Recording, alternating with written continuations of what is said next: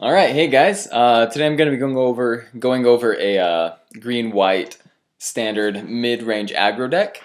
Uh, Hopefully you guys like the idea, and hopefully it helps some people with their deck construction. I'm going to just briefly be going over the cards that I'm using, telling you why. So we're going to start with the creatures. The big creature of the deck is the new Armada Wurm from Return to Ravnica. It's a 6-cost worm. 5/5 trample. When it comes into play, it brings in a token of itself. So that's very powerful. Very cheap cost for 10 power on the field with trample. Very good. I'm running 2 Thragtusks. You're all familiar with Thragtusk most likely. Just good value. Nothing too great. That's why I'm only running 2. Running 2 Wolfir Silverhearts. They work really well with the aggro, especially the Armada Wurm. That trample, that's going to be big. Getting them through for the killing damage. And there's also some other synergy with them that we'll be going over later in the deck. So, 4 Restoration Angels.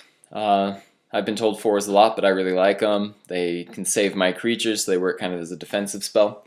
They are flying, so I can defend against flyers, and they can also swing over. Buffed with my Wolfir Silverheart, they can be very potent in the air. 1 Oak Street Innkeeper, that's a new card from Return to Ravnica as well. It's a 3-cost 1/1 green that, as long as it's not my turn, all my tapped creatures have hexproof. So that just kind of protects me while I'm attacking into the player turn after turn.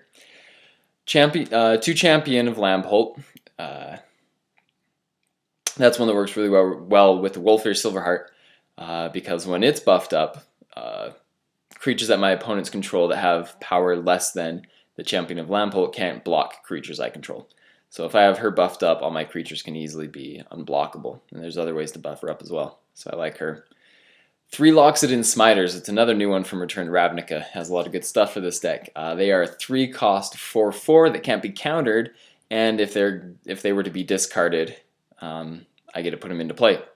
So that's really nice. Even if they're not discarded, 4/4 body for 3 is very, very good. 3 Wild Beastmasters. They're another new card from Return to Ravnica. Like I said, a lot of good cards coming from that set. They are a 3-cost 1/1 as well. Their ability is whenever they attack, creatures I control get +X/+X until end of turn, where X is her power. So that's another one that I can buff with Wolfir Silverheart and some of my other buff spells that we'll be going over. And when she's buffed and she attacks, all my other creatures get buffed. It's really nice with the trample. And she actually works with that Champion of Lambholt, upping her power so that it's even harder for my opponents to block my creatures. So I get to just pound in. Finishing off the creatures, I have 3 Arbor Elves and 4 Avacyn Pilgrims. Just for some mana fixing, first of all, with the white, and also just some ramp. So that I can, on turn 4, be dropping my Armada Wurms and swing in on turn 5 for 10 power of trample. Not bad. So just some ramp there. Alright, so for the spells, what I have running in here, first of all I have 4 Common Bond. That's another new one from Return to Ravnica. I really like this one. It's a kind of callback to one of the old Ravnica cards that worked really well. This one's a little weaker than that old one was, but still very effective.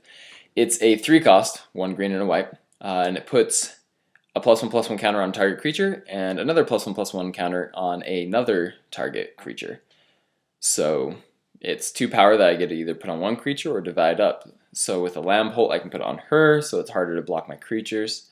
I can put it on my Wild Beastmaster to make it so that my creatures get an even bigger boost when she attacks.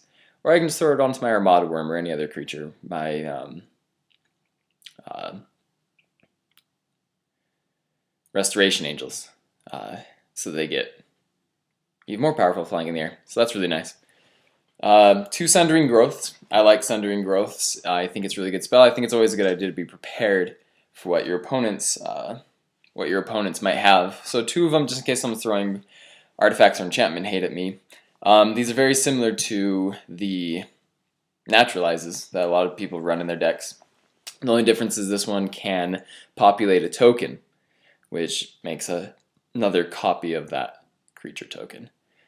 So with my Armada Wurm token or Thragtusk tokens or any of the other ones, I can copy them. So an added bonus there, and just some preparation for whatever they might have in the deck. After that, we have 3 Selesnya Charms, another new one from Return to Ravnica. This one I think is really good as well. It has 3 abilities on the card. It's a 2-cost, a white and a green. It gives me the option to give a creature +2/+2 and trample until end of turn.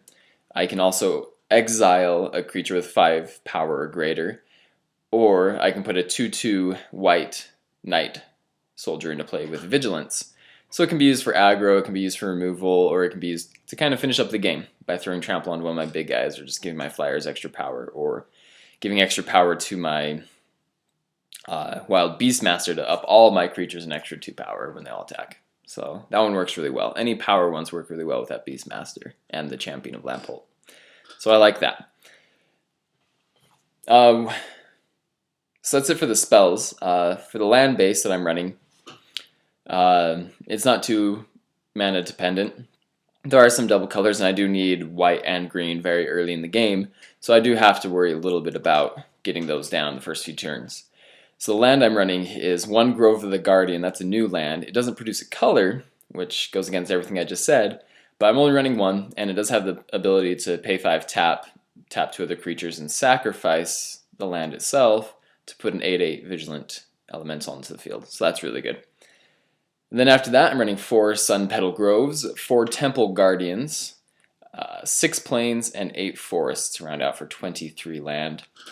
So the deck is really nice. I like the deck. I've been playtesting it a little bit. I've been playtesting it against some Control Delver, using some of the new blue cards to detain and counter my spells and different things. It's been doing alright against that. That's probably one of its tougher matchups. Against other red-black aggro decks, it's been doing really well.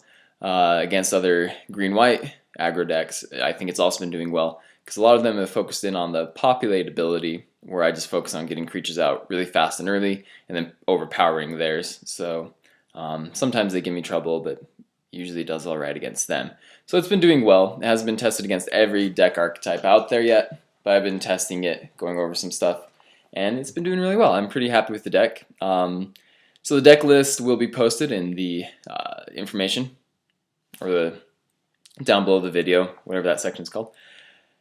And you guys are welcome to take a look at it, comment on it. I'm actually wanting suggestions, so any suggestions are welcome. The deck isn't perfect, so we'll see how it goes. Like I said, it is a kind of budget deck. If you were to buy every single card for this, it'd come out anywhere from $80 to $100.